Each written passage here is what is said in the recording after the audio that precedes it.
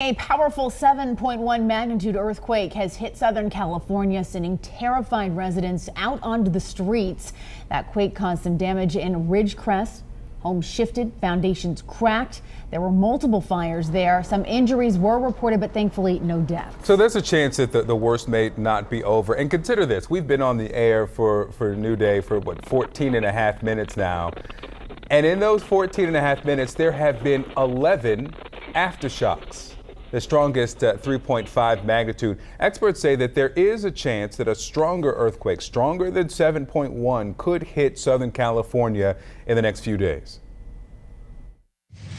We have never seen a sequence like this suddenly stop, right? So the aftershocks will continue. It's following a pretty traditional pattern, but on the high side. So if you know, how many aftershocks will you get to a 7?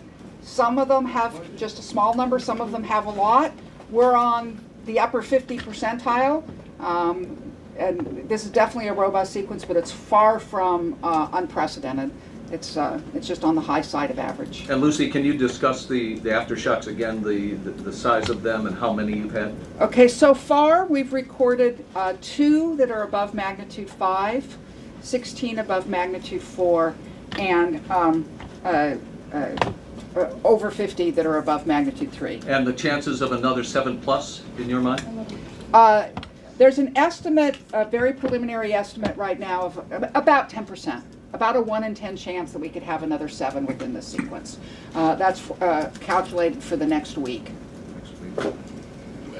And what about the 6 and the 5, please? What about the 6 and 5? Repeat, All right, okay, so the chance of something bigger than 6 is actually a bit over 50%, about 1 in 2, a little better than 1 in 50-50 chance, and the chance for 5s is approaching certainty.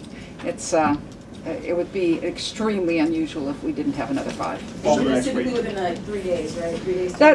These estimates are all for a week. A week. All right, so the most likely time is right now. Okay. The other thing to remember, the way they die off with time, and we were seeing it after the 6, and it seems to be, we seem to be getting into the die-off period here on the 7. Whatever number you have in the first 24 hours, the next 24 hours will have about half that many. And the next 24 hours will have about a third that many, etc. So the 10th day will have 1/10 as many as we have on the first day.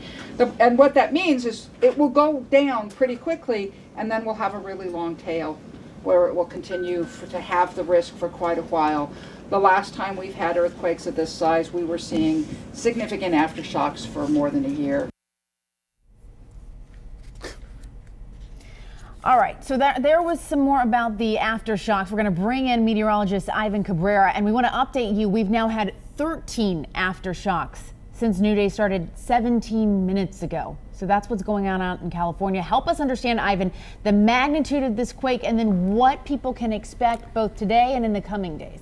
Right, yeah, I want to break that down for you. In fact, we've got just a few more, and so we're getting one about every few minutes here, and that's just going to continue. But as Lucy mentioned there, they are going to be below 7.1, assuming, and this is big, assuming that the 7.1 is the main quake, because we had a less than 10% chance of a greater than 6.4 happening, and here it is, right, at 7.1. By the way, this is a huge deal. This is the way they're categorized. The 6.4 was a strong earthquake. This was a major earthquake, anything above 7, and those don't happen that often, not just in California, but across the world.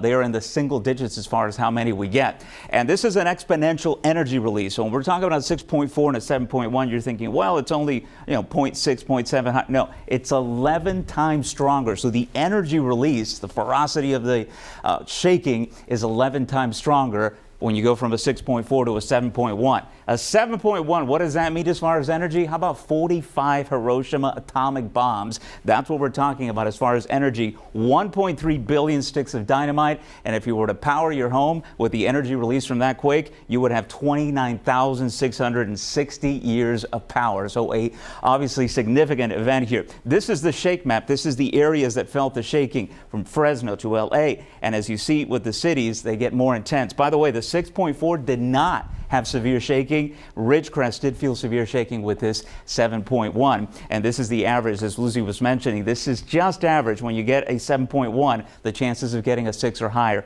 are about 1. So we're going to watch this closely, but that's just an average here. That can change rather quickly. So 1 in 10 chance, I think that's pretty significant to get something above a 7.0. And we're hoping the 7.0 was the max, but we'll keep watching it for you here. But what folks need to understand is that we are going to continue with the earth shaking, because once you get that rupture, it's not quite done. And when it's not quite done, we're talking about those aftershocks that could continue for weeks and months, though they decay in frequency and intensity, guys.